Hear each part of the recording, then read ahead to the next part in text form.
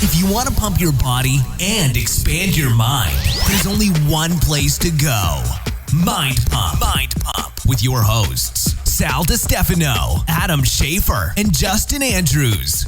In this episode of Mind Pump, for the first 30 minutes, Justin, Adam, and myself have some fun. Crazy. We have a good time. We talk about what happens when machines take over our jobs. Oh, we're all fucked. They're taking their jobs. Adam's scared. We talk about the fear of change and the need to adapt, the change in the auto and movie industries, and then we mention our one of our sponsors, Thrive Market. So Thrive Market is a place that you can go online. You can get access to organic, non-GMO foods for the same prices as their conventional counterparts. Literally, I'm not exaggerating. The prices are that low.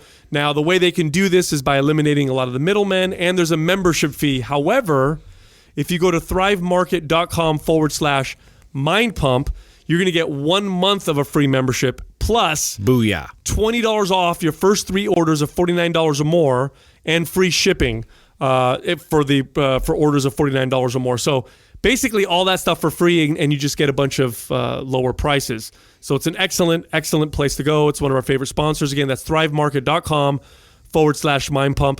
And then we get into the questions. The first question was, somebody asked us if we've ever heard of cutting weight apparel. What are our thoughts on things like Miracle What, does it Wear? cut off one of your arms or something? Yeah, no, it doesn't. Then somebody asked us if there was any benefit to training beyond 10 to 15 reps. Like, can you build muscle in the higher rep ranges? You're obviously not... Isn't that called jazzercise? ...owner of MAPS Anabolic Phase 3. The next question was, somebody's asking us what kind of leg workouts they can do because they have bad knees. Their knees hurt when they do lunges and squats, and they can't kneel for very long. Justin can do that for a long time. Oh, yeah. They'd actually lost a lot of weight as big well. kneeler. So we talk a little bit about possible imbalances there, how to correct them, and what methods they should take so that they can do squats and lunges. And finally, how would we incorporate plyometrics as a prescription for clients? Find out in this episode. Caution. Also, I'd like to talk to you guys about our Sexy Athlete Bundle.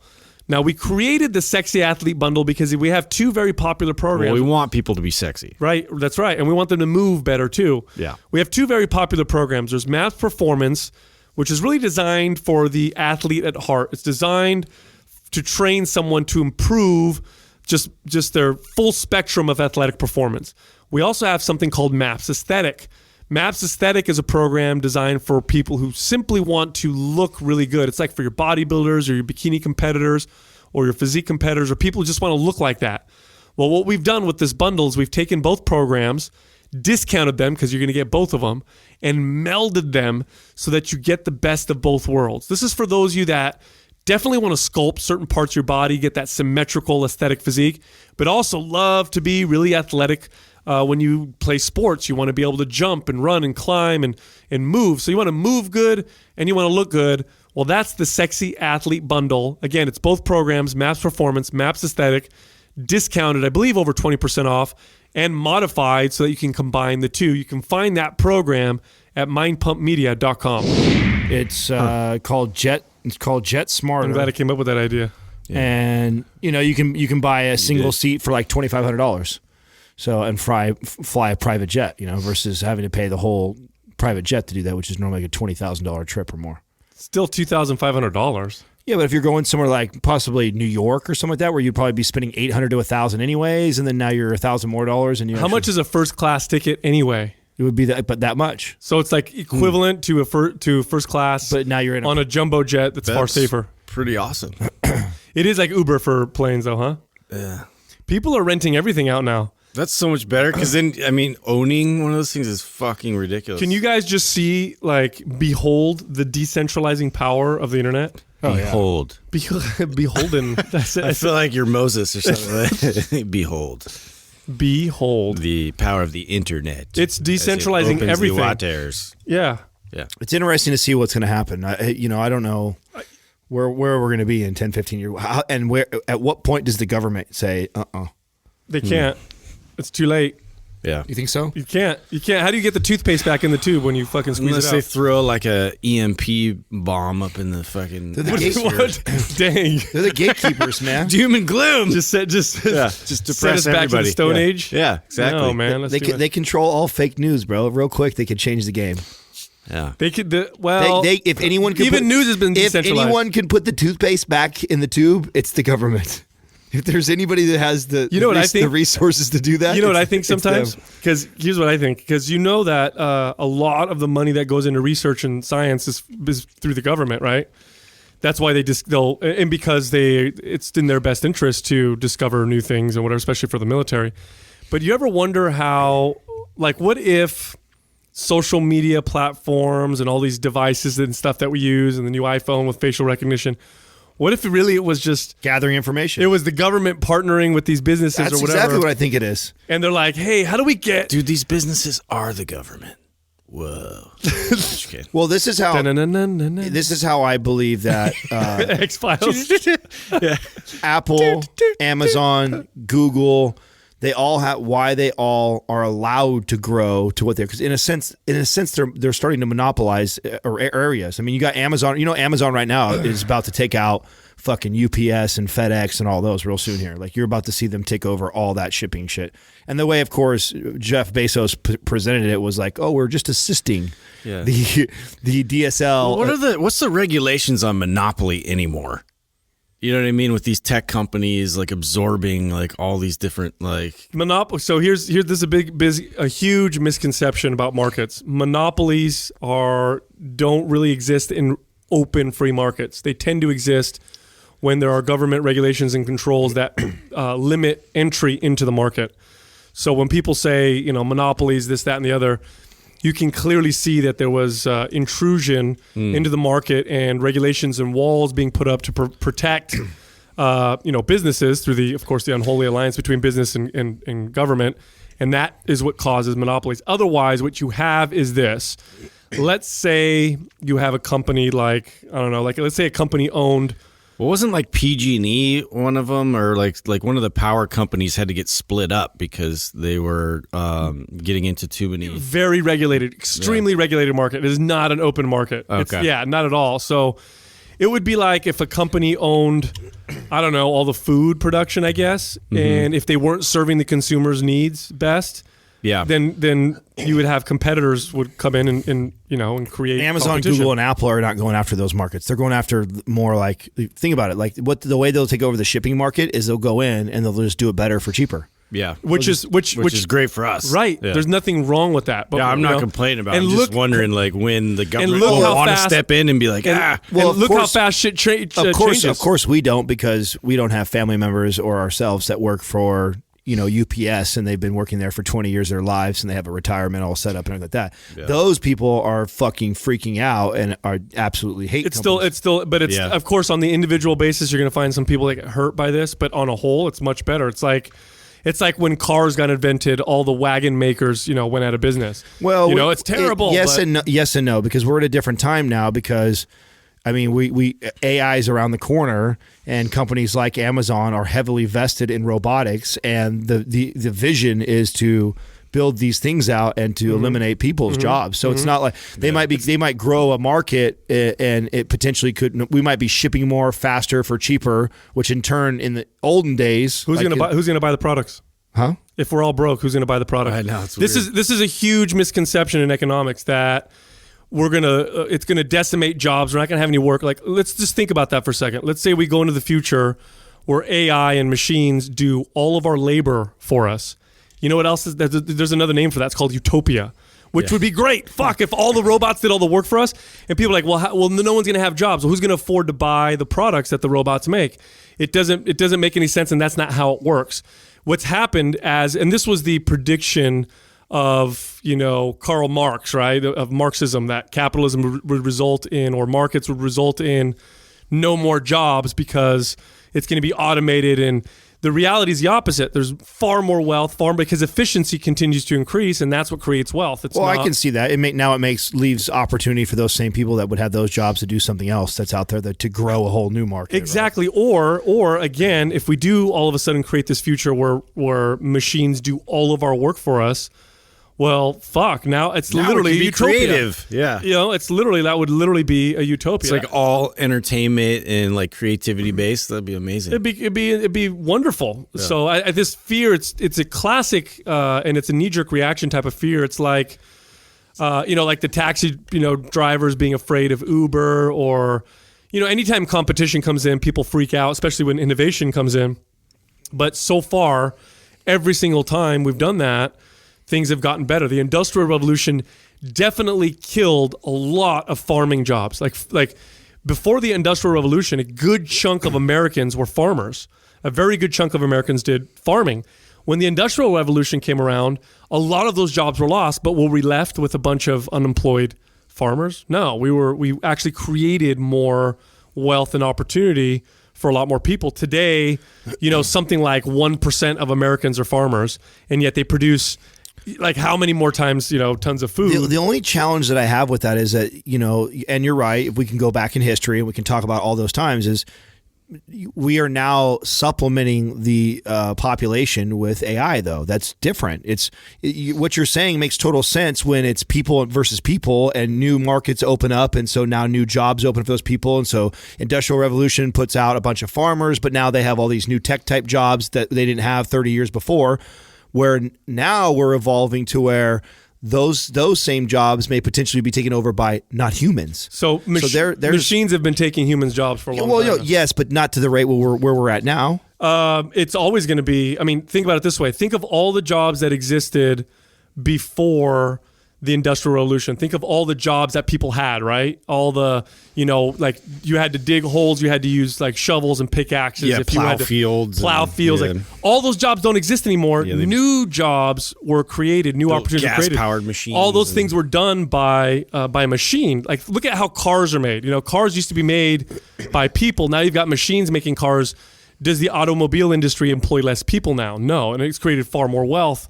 As a result, maybe it's just we don't know what it looks like yet. That's it. Yeah, that's and as far as the jobs. That's it, and it's scary. And every time there's a lot of change, people freak out because we don't know what that looks like. So if someone tells me, if I'm a personal trainer, and then someone says, "Oh shit, here's this robot that can personal train people," like I'm gonna freak out because I'm like, "Oh my god, like I'm a personal trainer, my job's gonna be gone." I'm gonna have to reinvent yourself, change, and innovate, but it's not going to create. Well, it kind of reminds me of like how I know some trainers that see things in numbers, right? And it's all binary, like the way that, it's on paper, you do X amount of sets and X amount of reps, and it's like everything is very like, structured based off of like performance and, these type of metrics when, there's just so many other variables that are more powerful to go off of, but like a machine isn't going to like really catch up to that, I don't think, initially. Well, like maybe they will. What we're currently doing right now is a major pivot in the fitness industry because we all believe, part of what motivated us when we all got in the room together was that we believe that the fitness industry is completely changing right now, and we're in the middle of it. Big time. And we want to be on the front end of it. We want to be actually a part of the movement and the change, because the day of just any old Joe Schmo starting up his own little gym business and training clients out of there. Joe Schmo, that's my friend. It's dying. He's going to get eaten alive by the guy or the girl who has, built authority for themselves through social media or any other sort of medium type of platform for them to get their voice out there and reach people.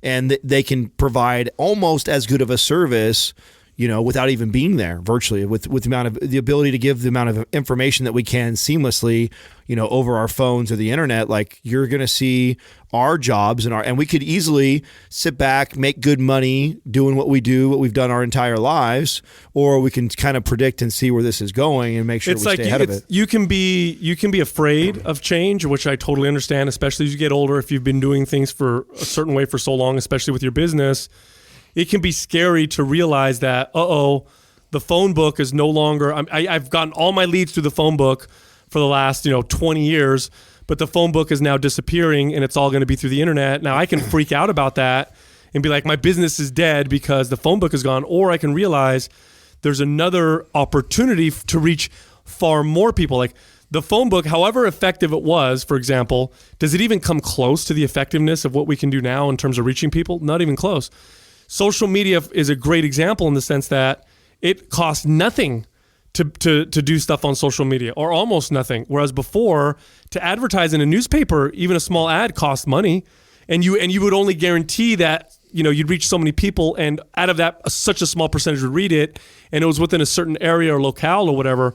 Now it's crazy. Now you can specialize even more with your business. Like if I open in the past, if you go 30 years ago, let's say I was into magnets. I loved magnets, the kind that go in refrigerators. Like that's my passion. Would I ever be able to open up a brick and mortar store that sold refrigerator magnets and succeed? No. Never. Could I have a website online that specialized in it? Totally. So it's scary because it's change and we don't like change, but the reality is it's fucking awesome. And what happens is currency is going to change. Dude, what industries do you guys see changing the fastest? Which ones do you think are going to move the fastest and change the most right now? I think when it comes to the heavily protected areas of the market, and what I mean by protected is the ones that have laws that limit competition. So taxi drivers, hotels. Oh, I think all those things, food services, roads, everything. One at a time, right there.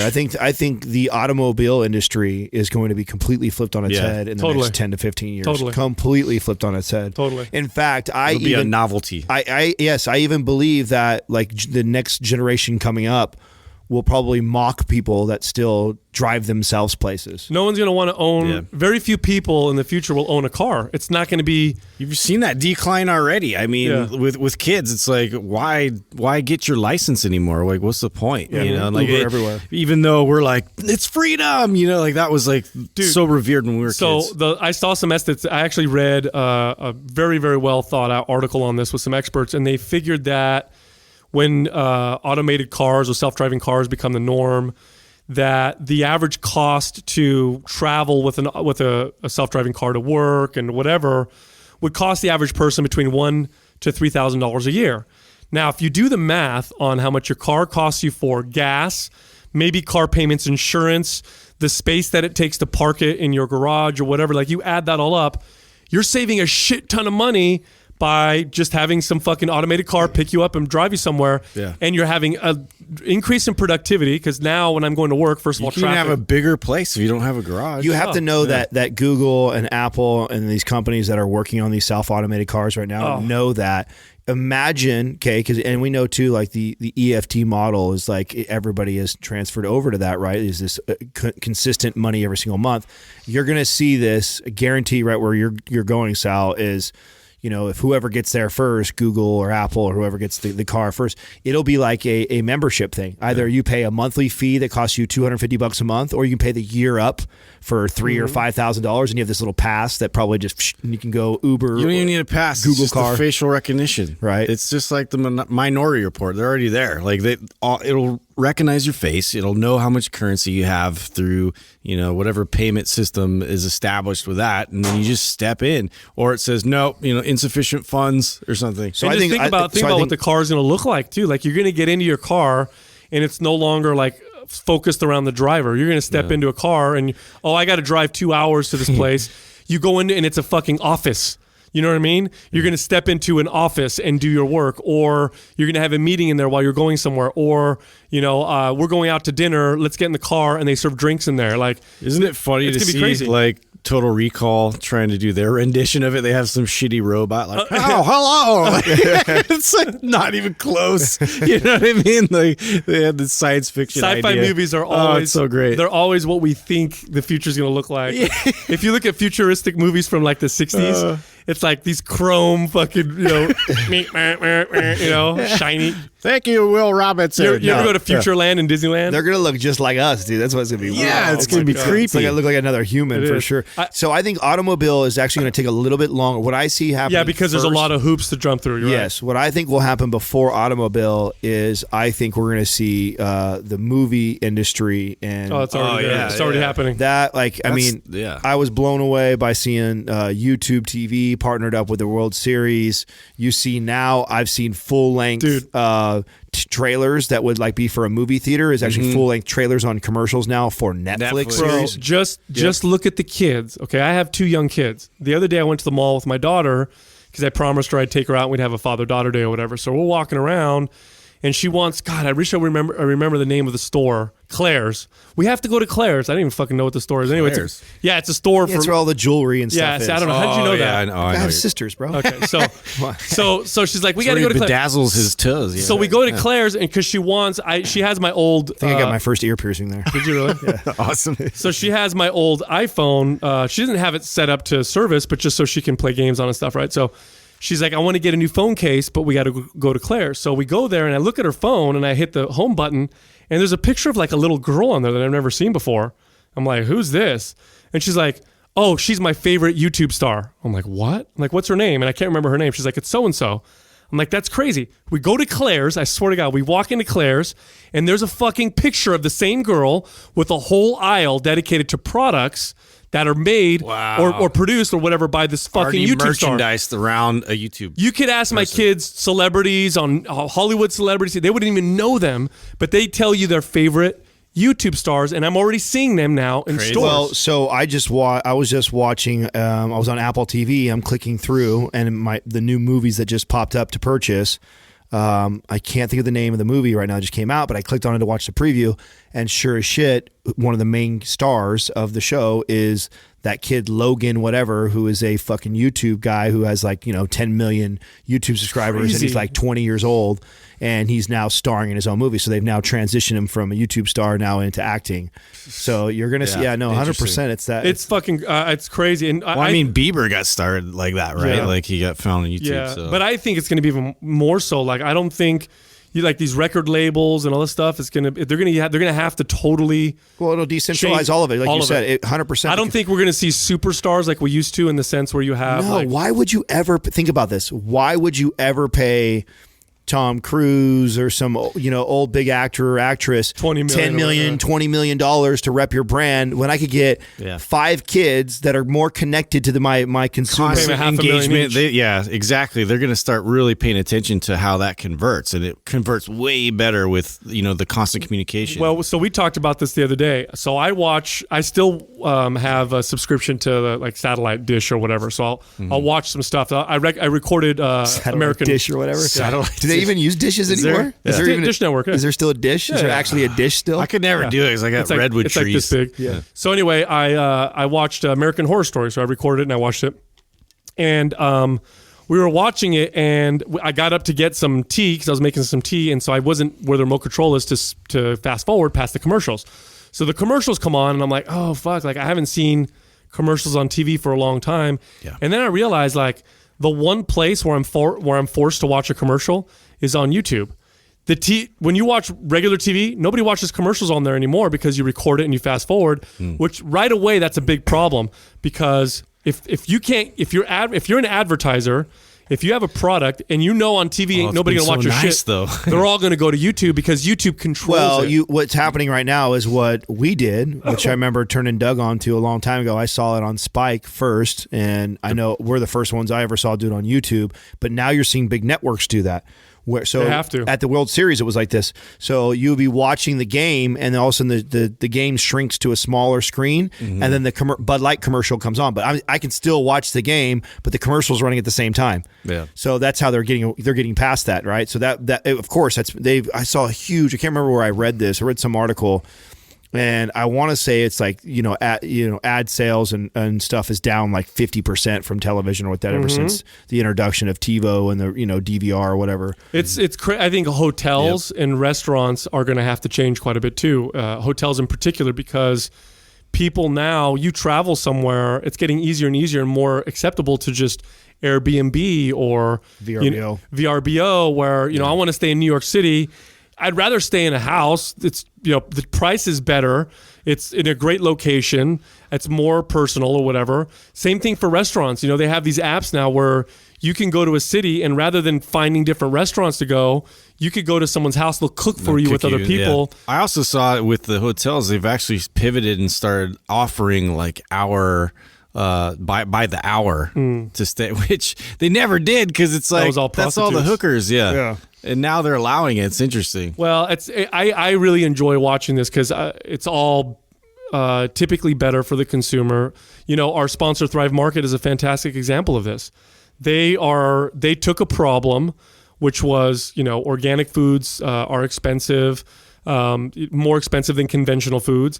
They figured out a model that made it so that they could eliminate a lot of the middlemen and deliver, these foods. Because sometimes I go on Thrive Market and I'll look at some, because I always shop organic, right? Yeah. I look at the prices and I really pay attention now, and I'm like, geez, like this is a big difference. The price is a big difference. They've really figured that whole thing out.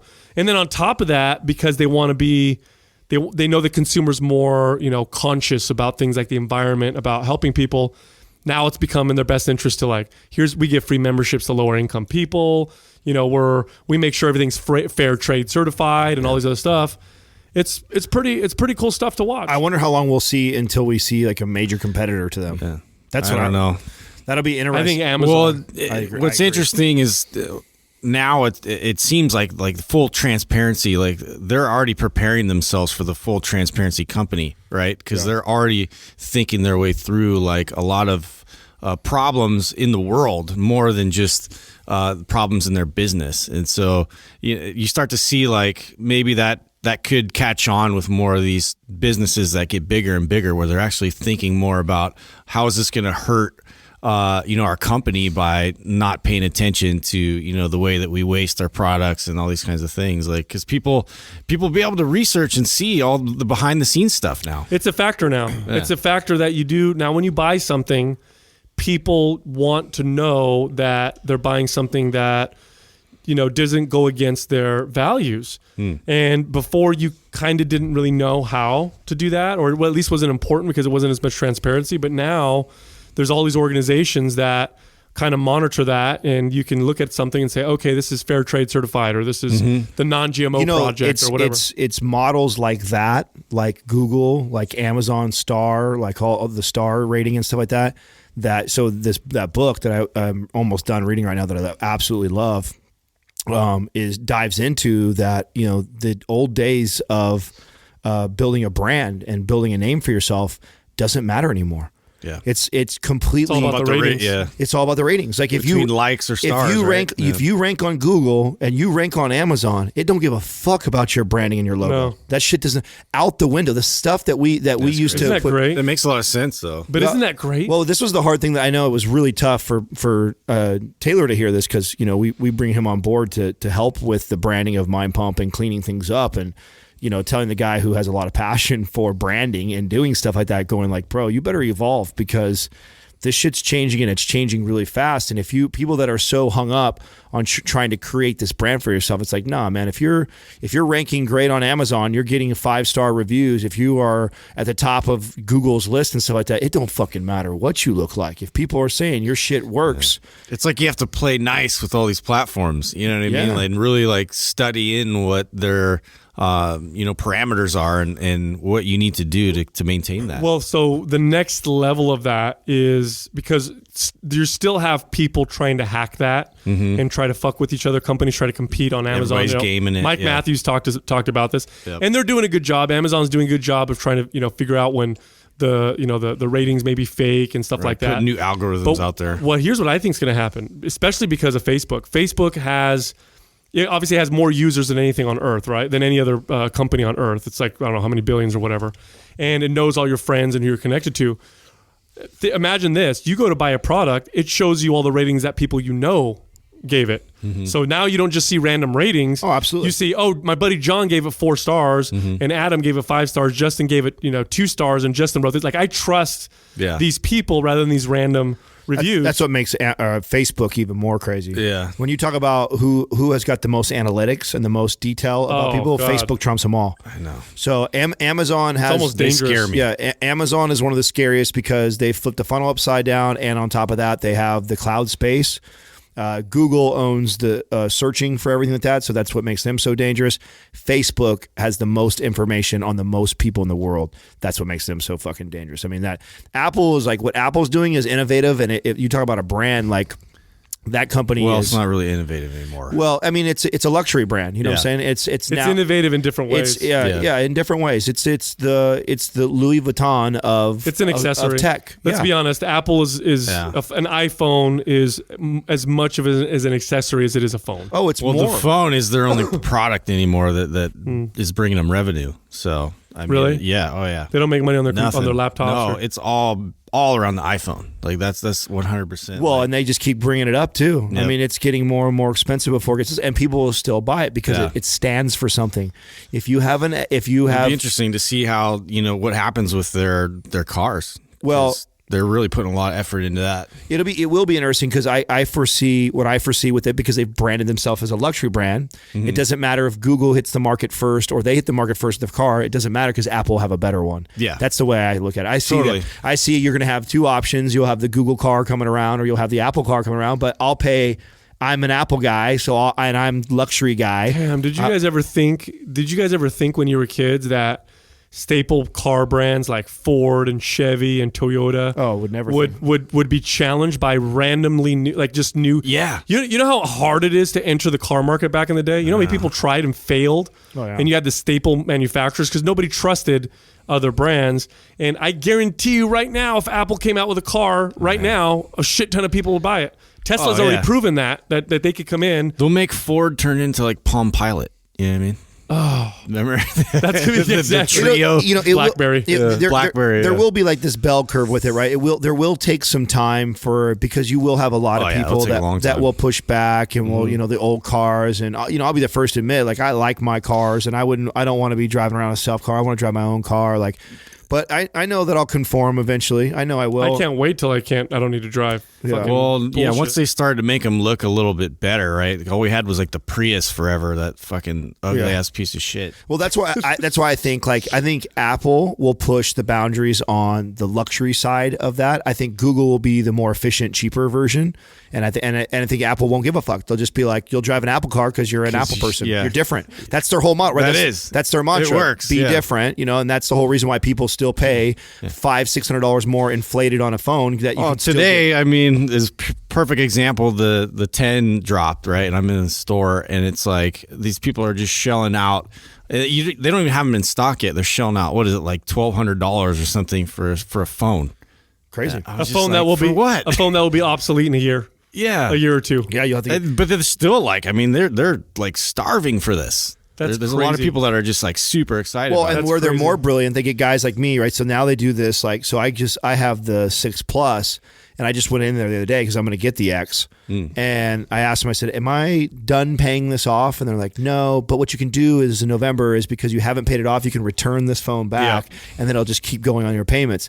So I basically leased this phone from them, and because I will do it that way. What I should do if I'm a conservative with money is continue paying this till I own it. So you own it, and now you could just trade buy another one. Right? But because I want the newest one. Yeah. I'm going to give this phone that I've been leasing for the last 2 years. Crazy. They got you. Yeah, and now they get a phone that's in perfect condition that they can turn around to and resell if they want. Right. I mean, or just use the parts. You better believe I'm not the only one that's doing that because it's just it makes sense. It's like I have like I think 10 months left till this is paid off, and it's like fuck, I don't want to wait 10 more months because by that time the next one's coming out. I've been reading about the post-phone revolution, which some people are speculating is going to happen within the next like 10 years, where what's going to come after the cell phone. Oh, the belief is that all hardware will be gone. There won't be all cloud. Yeah, everything will be cloud-based and instantaneous. We won't have, so all hardware will be eventually gone. But here's the thing, though. The companies that will do that are the ones we're talking about right now. So I feel like Apple will be ahead of that. So maybe, you never know. Here's the thing about tech that's really interesting is it because it's such an open market and it's so competitive, shit flips so fucking quickly. Like it wasn't that long ago that, like there's certain companies that were like, they're going to dominate. Next thing you know, they're gone. And the next one comes in. Amazon has flipped the freaking search funnel on its head. Nobody would have anticipated that 5 years ago. Yeah, but you got to understand, and then you can argue that, right? And the book, The Four, that gets into this too, is like, who will there be a fifth one, or is it more likely that someone will come in and over dominate one of the original four? Here's what you need to be careful for. That was so innovative, and what all of them have done. Yeah. Like the Wow, that would be a monstrous overthrow if somebody could do that. I just don't see it because I know. they're in a position right now that, like, look what they do already. Like, They you just see have money and muscle. WhatsApp, Instagram, YouTube. They all the big four, when they see one of those companies up and come, they buy them. Oh, they throw fucking $2 billion or whatever dollars at it. So could you imagine then if you have all these major companies at some point, Google, Amazon, whatever, all come together and then all become one and control everything? That won't happen because they have different cultures. They have different cultures and they have different philosophies. They'll keep. There's no need. There's enough people in the world to keep them all separate, and they all dominate. They'll all be mini countries. Yeah, there'll be like four. Because Apple and Google, they're all reaching worldwide, so there's plenty of space to dominate the world, dude. Crazy. Yeah, it's gonna be that way. It'll be interesting. Here it comes. This Quaz brought to you by Organifi. For those days you fall short on getting your organic veggies or whole food nutrition, Organifi fills the gap with laboratory-tested certified organic superfoods to help give your health and performance the added edge. Try Organifi totally risk-free for 60 days by going to Organifi.com. That's ORGANIFI.com. And use the coupon code MINDPUMP for 20% off at checkout. All right, first question is from Shannon Bougie. Have you heard of cutting weight apparel? Curious on your thoughts on this miracle wear. Shannon is a friend of mine. They what is this? Do you know anything about this? Yeah, I do. And you guys do too. It's no different than Spanx or any of those other. It's all these different undergarments, sweet sweat undergarments that women wear to lift their butts up, to push the boobs up, to suck your fat in on your waist. Like it's a gimmick. You are not reducing body fat by doing this. If anything, the ones that are extremely tight, like your waist trainers, and we talked about this before just recently, is that you atrophy muscles. I mean, if the stuff that's really tight, if it's super tight and it's wrapping around muscles, okay, and it's working like a cast, it's going to atrophy muscles, because if it's working like a cast, the muscles that are responsible to help support or move the joint that's closest to it no longer have to work, and so then they basically atrophy, go to sleep, atrophy. So I Googled cutting weight clothing, and what came up was this cutting weights like neoprene weight loss sauna suits that came up too, where you put on. Remember these? It's so funny how. Well, look up Miracle Wear. If you look up Miracle Wear, you'll see what it is. So Miracle Wear is a brand that carries like all of this stuff. It's funny because they're just in fitness you tend to get I see that. So in fitness you get this like rehashed technology, like this shit's been around forever. It's been around forever. What I just said, the sauna suit where you wear it around you and then you sweat out. Yeah. I keep waiting for the one where it's like a belt that just shakes the shit out of you. Like the old videos. Yeah, you know my grandma owned one of those? No way. Yes, I'm so angry too that I didn't realize the importance of it or how cool it was until she was gone and I was much older. Yeah. Because that's an artifact. That's like a real that used to be in gyms. Yeah. Well, back in the day, for the people who don't know, and I don't even know what they were called, but back in the day in these gyms in like the 50s and 60s, it was like a weight loss tool. And what you did is it was a machine with this belt that was attached to it, and you put it around your waist, and then it shook the fuck out of you. Literally, it just shook your belly. And the theory was that it shook the belly, and then you lost weight somehow. Which I don't know how they got that. I don't know how they got that connection there. I just remember that, and then the old video of that like fat guy with the goggles and like the cannonball hits right in the stomach. And it's like. So what makes me curious about this stuff, and why I even picked the question because it fascinates me, is this has been around forever. There's nothing revolutionary about Spanx or any of these outfits that basically tuck fat away and perk up the areas that you want to perk up. That's been around forever. Nobody likes false advertising. They market it in all these different ways. Now, what I'm curious about, because I feel like never have I seen so many 20-year-old, 30-year-old people, 40-year-old people investing this. This was common to see your grandmother. You walk in, you see your grandmother, and she's got this full bodysuit on. She gets undressed, and grandma's not naked. She's in a full bodysuit that she's, that's holding everything together. It's got her boobs up, it's got her butt, like it's a full bodysuit, right, to help her out. Yeah, I mean, gravity. So right. So it's actually a very common thing. It's been very common and popular. It's been around for forever. It goes all the way back to corset days, right? So this goes way back. Yeah, it doesn't make you lose fat any faster. It'll change recruitment patterns, which is not a good thing. it'll make you look temporarily leaner while you have it on because you cover then you put your clothes over it and it's like, wow, look how flat your stomach is, but you've got this external piece of clothing. But think about 15 years ago when we've been trainers for over 15 years. Remember when you first started? Nobody ever talked about this stuff. Like this it's this new. It's funny because you know what it makes me want to do. Not that I would do this because again I have too much integrity, but if I didn't, let's say I was like Dr. Integrity, I would go back in time.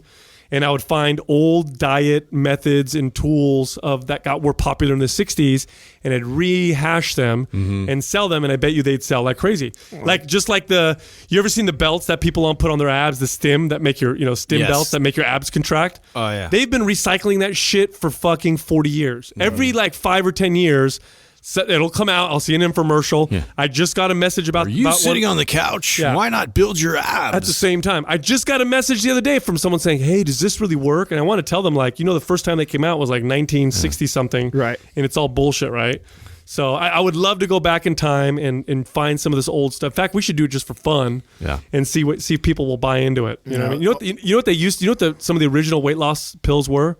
I think I might have told you guys this a long time ago. Speed, probably. No. He's worse. What? Worse than that.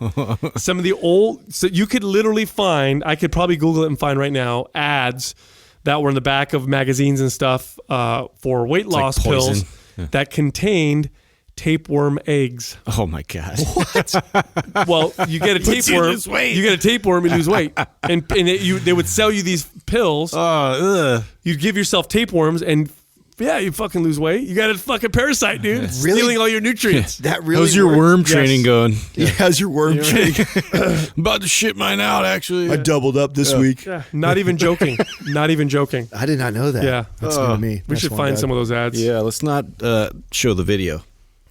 Next question is from Aristotle Daphnis.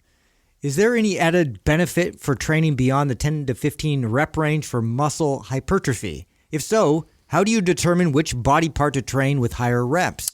This is an interesting question because first of all, once you get kind of beyond, and it's not the rep so much that matters as much as what's going on inside your body that changes. It's not like 10 is the magical number or 15 is this magical number and all of a sudden you go 15, you were building muscle, then boom, you hit 17 reps, now you're not. It doesn't work that way.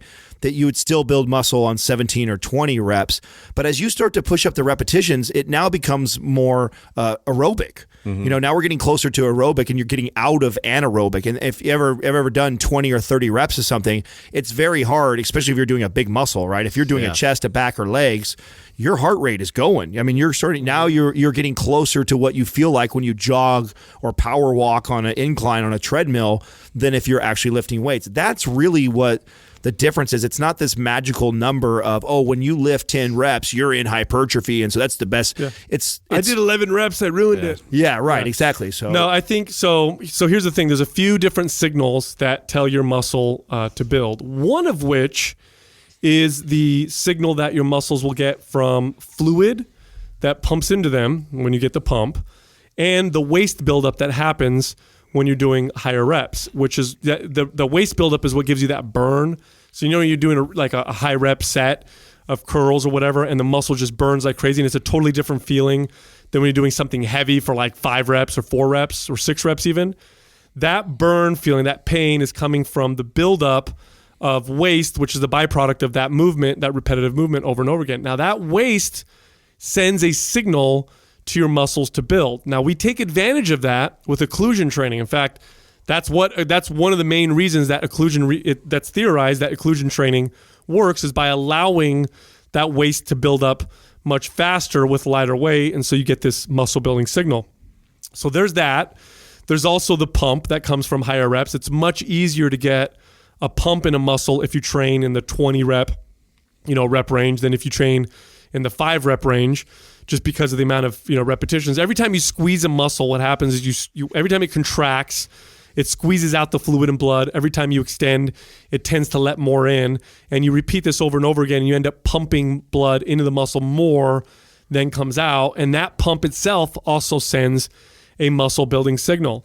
And I'll tell you this much right now: if you think 20 rep or 15 or 20 reps doesn't build muscle, and you're somebody that always trains in the 6 to 8 rep range or 10 rep range, make a huge difference. Yeah. Change it for 2 weeks. because this signal it'll wear off eventually, like all other signals do.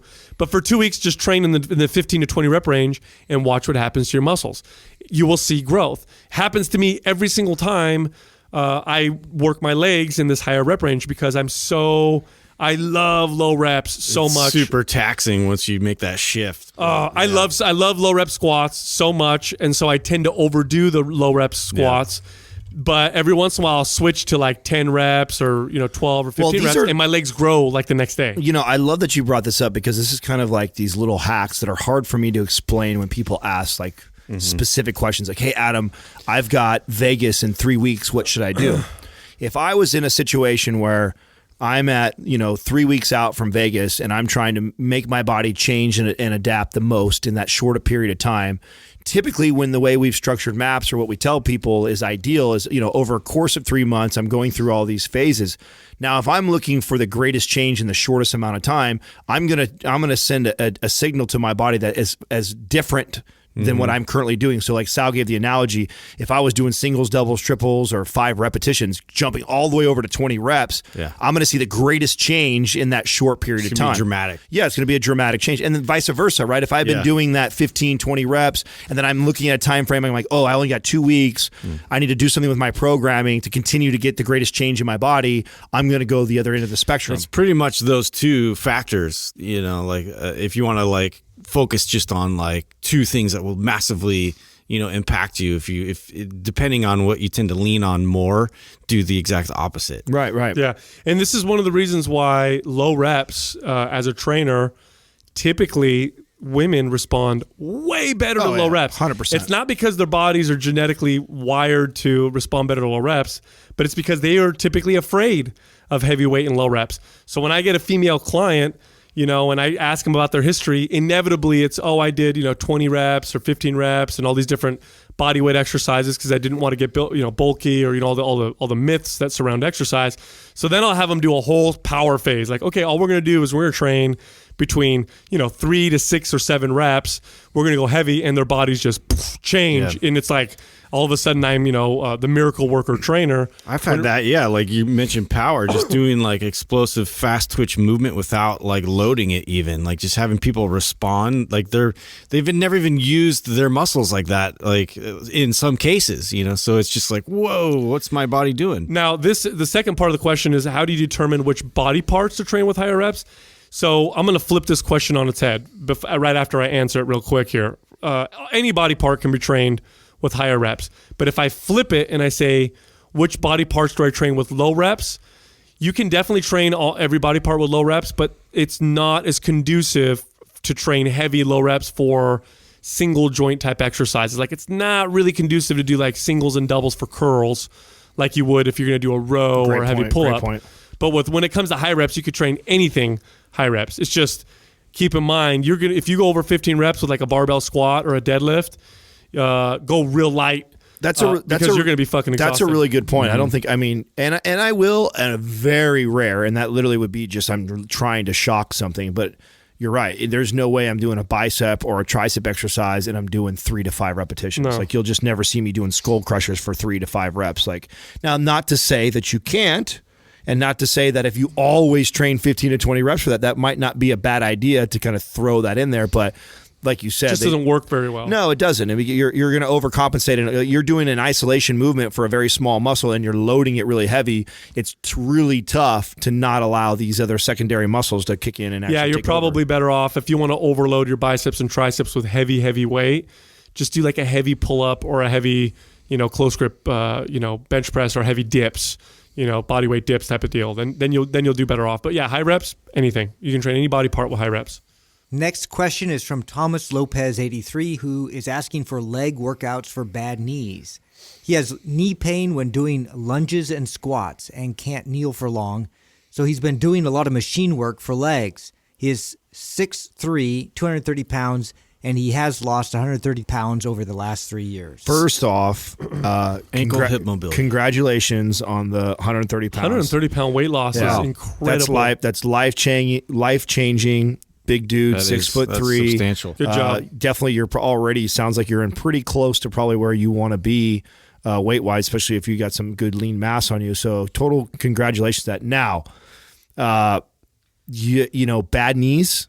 This is one of those ones where I used to get into clients when they would say stuff like this. It's like, do you really have bad knees?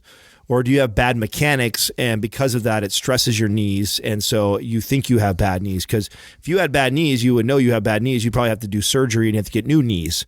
But most people that think they have bad knees, it's because when they go to do a movement like a squat, like a deadlift, they instantly feel this stress in the front of their patella or their knee or inside of their knee or outside, whatever. They feel this pain. Yeah, because I wonder what machines he's using. He says machine work. Like, what is he doing with probably his leg machines? extensions and leg press. Leg extension places a lot more stress. No, on the knee it absolutely does. But if somebody who has bad mechanics and squatting and stuff like that, they're going to feel the stress for sure. Justin touched on it. I'm sorry? Justin touched on it right away. I mean, it screams a mobility issue, like from the very beginning, or stability. So both those factors, I would definitely look at. If it's it's disrupting your ability to maintain motor control.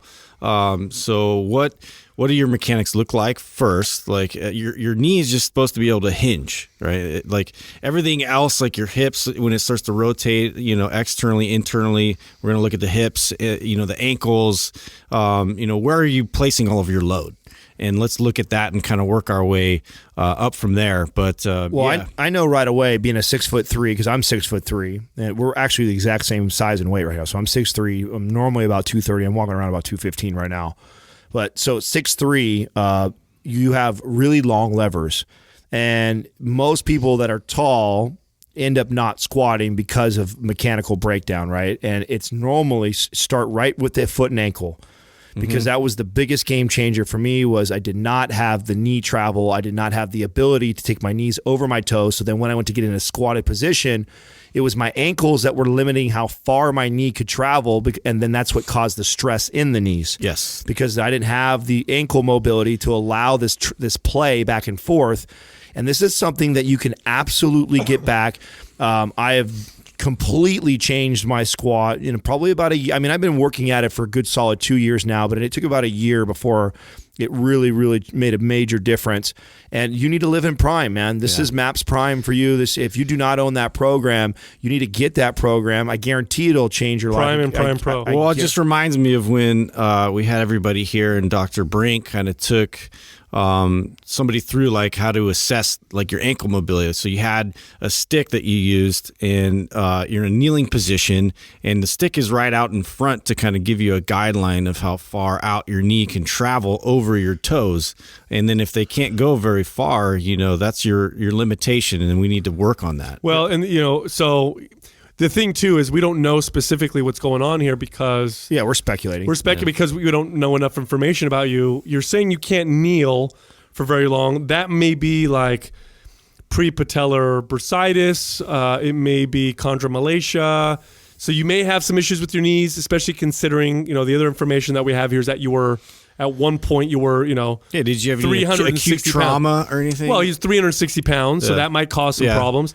But my advice is going to be the same regardless. My advice is going to be regress back to movements you could, because a squat and a lunge. Well, you heal with movement. Yeah, exactly. You heal with movement, not by just sitting there. Yeah. And squats and lunges are both relatively advanced, especially if you've lost lots of weight and you don't have good mechanics. So scale it back. So what I would do with someone like this, if squats bother you, is I would take a chair that's relatively high and I would practice sitting down and standing up in the chair. Sitting down by sitting the hips way back so you can stick your butt back and then sit down real controlled. Don't plop down on the chair, and then come back up and practice that. Another thing you can do is you can get a really low step. So maybe one that, comes up to your shin and practice single leg step ups on there, or maybe even one that's lower. Like regress yourself way back, practice, and work your way to be able to do squats and lunges. That's Sal being nice. I wouldn't do that with you. I would. Someone like this. Punch him in the knee? Well, no. Someone like this, and this is something that I've changed. Like I was not like I think now, doesn't it? 10 years ago, I would do exactly what Sal just said. Is I would find modifications and other exercises that I would regress you that I know you could probably perform and do because I'm not putting your knee at risk. And that's what we were taught as trainers when we first started. Now, I would say, listen, squatting and lunging is something we're going to get to. And that's the end goal. The goal is to be able to do a beautiful squat, to be able to do a beautiful lunge, and knowing that you're nowhere near there now, and we're going to put the work in to get there. And the movements and the exercises I'm having you do has nothing to do with leg exercises that are going to work your quads and work your hamstrings. Yes, they'll get worked, but what I'm working on is all your mobility and the lack thereof. So, and I'm going to take MAPS Prime and Prime Pro, and I'm going to address every single joint in your body, especially in the lower half, since we're addressing legs right now.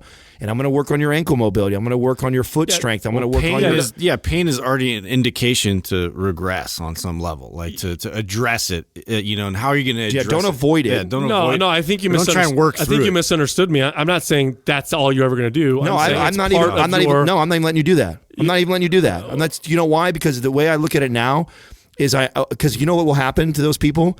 They'll do those exercises and they won't do what really is going to help them. They'll skip out on the things that matter the most, and they'll do the things that they can do now. I just think it's all part. It's all. I mean, I think correcting those imbalances is very, very important. I think regressing in combination with some of those corrections is important. I think slowly progressing to the point where you can get them to do squats and lunges, that's the goal. That's the ultimate goal. But if you don't have Prime and Prime Pro, besides hiring a trainer who knows what they're doing and watching you and training you and assessing you, the next best thing that's far less expensive would be a program like Prime and Prime Pro, where you can do a self-assessment and address some of these issues yourself. And over a period of time, you'd be very surprised. I've had so many clients who could literally. I trained a doctor, an osteopath. This was a knee surgeon who came to me and said, "I don't lunge. My knees don't lunge. Sorry, I just don't lunge." What do you think we were doing 6 months later without pain? Lunging.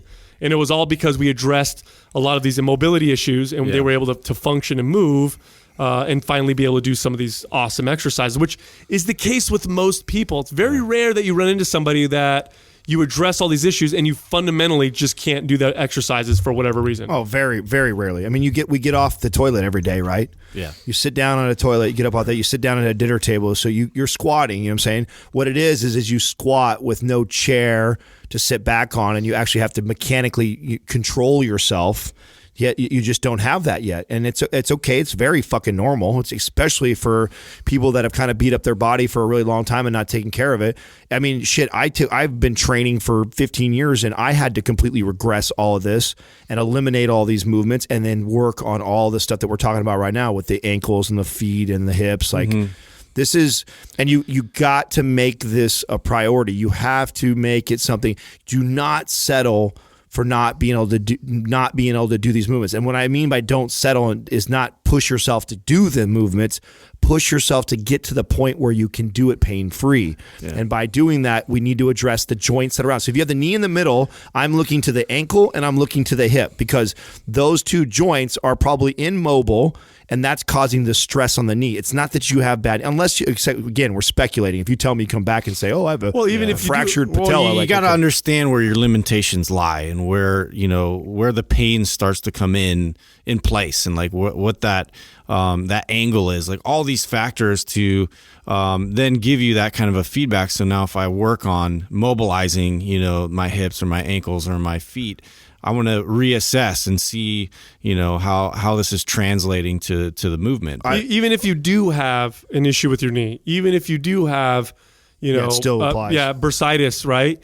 The reason why you probably have that is because of the dysfunction in your, in your ankle and in your hips. So even if you do have a problem with your knee, correcting these issues will only make it better, and sometimes will eliminate the problem. Sometimes it's completely gone, even though you were diagnosed with chondromalacia. I just shot a YouTube video today talking about, and I would definitely, if you were someone who was really overweight, I'm willing to bet that you have an excessive pronation in your feet.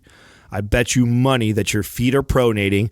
I guarantee that the peroneals are tight, the IT is tight, and it's pulling the fuck out of that knee. And it's already stressing and pulling on the knee. Then you go to squat. It's not tracking properly. Yeah, it's not tracking properly. Your femur's slightly internally rotated, so you've already got it. Everything's all locked up and tight. And then you go to squat, and then you feel this sharp pain probably in your knee. And it's not bad knees. It's the mechanics and everything else that we need to fix, which is you definitely can. Just Prime Pro. That's where you need to live. That's it, man. All right, next question is from Eddie the coach. How would you incorporate Plyos as prescription for clients? Wow. This is, I think the only place you actually see them is Performance. That's in our programs. Yeah. Mass Performance. And Yeah. what clients would you even prescribe Plyos to? Because I'll tell you what I see all the time in the gym. I see trainers, first of all, using Plyos wrong. Yeah. It's just a way to get people fatigued. Burn calories. And I see people doing Plyos that have no business doing Plyos. Yes. At all, like the average Right. person. Well, there's just a lot of prerequisites that I have to get through before I even think about programming Plyos into somebody's, routine.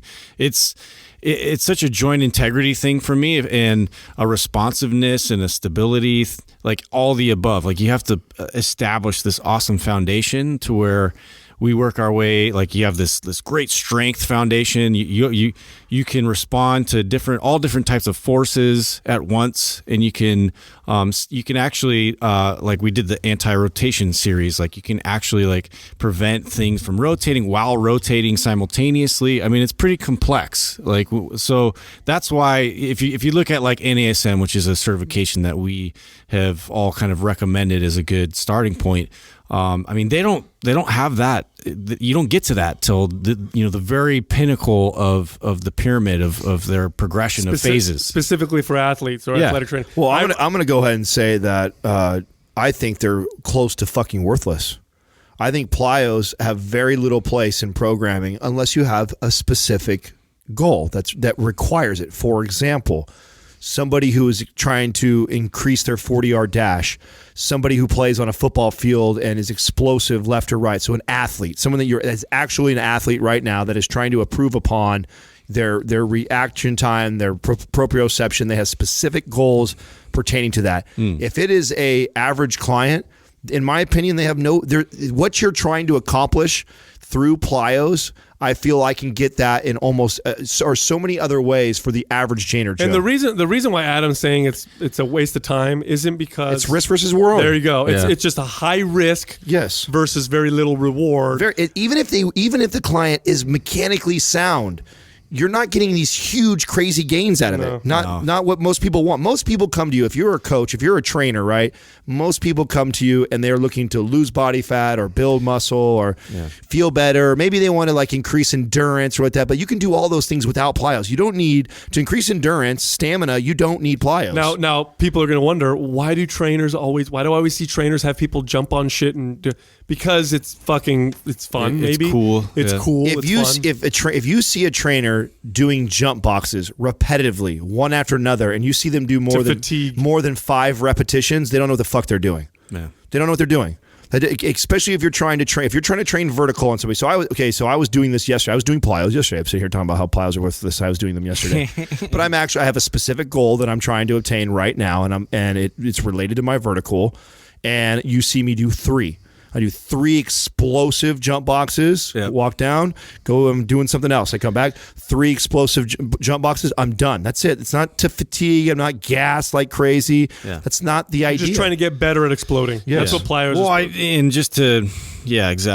To kind of connect to the central nervous system and like that's the ultimate expression of, being able to accelerate and speed. So to be in a controlled movement and be able to have and maintain, to be able to decelerate it quickly, it's just super complex. And you guys are right. Like it's not something that I would like take with my average person. Like you're ready for this. It takes strength, power, and stability. It's really athletic. It takes endeavor. all 3 of those, and a good decent amount of proprioceptive ability too. Yeah. Because you could get someone with good stability and strength and all that stuff, and they'll fucking trip or fall or land wrong because they're not coordinated. I have heard some physical therapists prescribe it as like this is something that is part of the recovery process because they're trying to stimulate that. They're trying to stimulate this fast twitch movement and get things. Yeah, but what are they jumping on? They're not jumping on anything. It's probably in place. It's very small. It's very controlled. Very controlled. The way I would incorporate it, if I did incorporate it, here's where you don't necessarily want to incorporate Plyos at the end of a grueling workout. It's probably the worst place to put it because the person is fatigued. You're not going to get much out of Plyos training at the very end when they're tired, except for maybe building more endurance from the exhaustion factor. I would say Plyos should be around their own workout or at the beginning of a workout after you've done proper priming. Well, and they should be specific to the goal. Like Susie, who's 38, doesn't need to be doing jump boxes unless she's a basketball player. Like, what the fuck does she need to increase her vert for? Yeah. Like, the risk was now that, and I know I'm saying that, and I know there's fucking a bunch of people that love Plyos that are listening right now and feel totally offended by this. Listen, if you're a fucking supremo athlete and you're about pushing your body to new limits, and that is, like Justin said, like, that's the pinnacle. Like, when you go through stabilization, proprioception, you go to strength, you go to power, the pinnacle is this ability to do plyometric reactive type of training. Like, so yeah, I mean, if you're somebody who's just all about the human performance and you're wanting to press your body to these ultimate limits, then yeah, you work your way up the ladder, get all those other things, get all the prerequisites done to where you can handle pushing the body. But for the most part, I can count on two hands for sure, because I definitely have trained enough athletes to where I use Plyos, but very, very few did I ever train plyometrics. I did. So I trained myself with Plyos for a little while when I was doing competing in jiu-jitsu, but it wasn't the same kind of Plyos you typically see in the gym. Like, I wasn't jumping on boxes and stuff because I'm a grappler. So what I would do is I would go to the can't jump. Yeah, I would go to the field. I'm not bad. I'm not bad. I would go to the field and I would throw things. I'd do, a suplex with a heavy bag, or I'd throw a kettlebell. Right. See, throwing is good. Yeah, you want to maintain throwing patterns. If I was training you and you were a jiu-jitsu guy, I could totally see taking the big old 100-pound sandbag and having you hook it over your one shoulder, then hook it over the other shoulder, and do like this kind of explosive plyometric work with something like that. It makes sense because you're going to be throwing people on the mat. So that's if you're going to do Plyos, just make sure the movement pertains to whatever this person is really trying to accomplish. And I think what I'm trying to state is that most people that are trying to do Plyos or prescribe it in a routine, they're just trying to prescribe it in a routine. Oh, it's you ever seen the pictures of people? They'll post it's like purposeless. You'll see like CrossFit athletes or CrossFit. People who train CrossFit will do this. They'll post pictures of their shins because they hit the jump box at the end of my WOD or whatever. Shins, Like, you should not do Plyos to fatigue. It's not you're not getting, at least you can if you want to make your endurance training dangerous. That's what you can do. You may as well jump around in circles and flail your arms all over the place too. I mean, that's the same. You're getting those same benefits. I mean, it's the stamina, endurance, stamina. I used to tell people that, like, you really want to do that. Well, you can also just flail your arms, turn around in circles, and do somersaults and just act a fool. In fact, that actually might be better for you. That actually, because it's less risk. Like fire drill. Like and more muscle. Yeah, right? It's just, if that's what you're looking for, if you're looking for increased endurance and stamina, there's better ways to do that. We put Plyos in MAPS Performance at the, I think we put it in the middle, right? Or no, right? No, it's the third phase. Third phase. Yeah, but right that program is specifically, again, for people who want athletic performance. And we even say in there specifically when to use them and if you shouldn't use them to decide, because we know as trainers, again, and the reps are low in quality. That's it. And quality is very, very important with Plyos. So hope that answers your question. Check this out. Go to YouTube. We posted a new video today. I think it's the one with Adam acting crazy. Mind Pump TV, MPTV on He's YouTube. Such a freak. Also, if you go to mindpumpmedia.com, you can find all the programs that we talk about. And you can enroll yourself in 30 days of coaching for free. Thank you for listening to Mind Pump. If your goal is to build and shape your body, dramatically improve your health and energy, and maximize your overall performance, check out our discounted RGB Super Bundle at mindpumpmedia.com. The RGB Super Bundle includes MAPS Anabolic, MAPS Performance, and MAPS Aesthetic. 9 months of phased expert exercise programming designed by Sal, Adam, and Justin to systematically transform the way your body looks, feels, and performs. With detailed workout blueprints and over 200 videos, the RGB Super Bundle is like having Sal, Adam, and Justin as your own personal trainers, but at a fraction of the price. The RGB Super Bundle has a full 30-day money-back guarantee, and you can get it now, plus other valuable free resources at mindpumpmedia.com. If you enjoy this show, please share the love by leaving us a 5-star rating and review on iTunes, and by introducing Mind Pump to your friends and family. We thank you for your support, and until next time, this is Mind Pump.